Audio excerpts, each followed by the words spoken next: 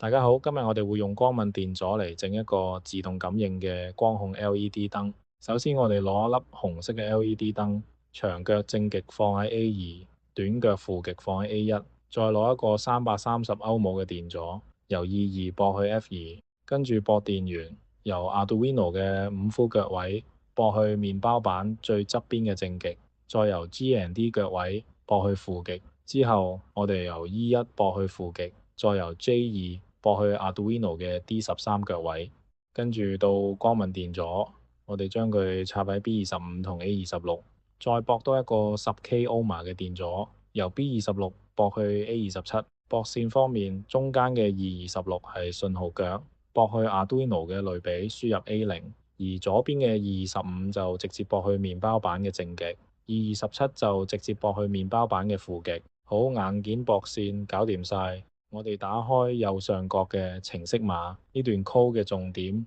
係透過 analog read A0 讀取周圍環境嘅光線數值。當光線低過設定值750嘅時候，即係天黑，佢就會叫 Pin13輸出高電位去開燈。check 完個 code 冇問題，就可以點擊開始模擬。你睇，當我哋用光敏電阻去調節亮度，模擬變暗，粒 LED 燈就會自動開，模擬變光，粒燈就會自動熄。大家快啲跟住試下啦！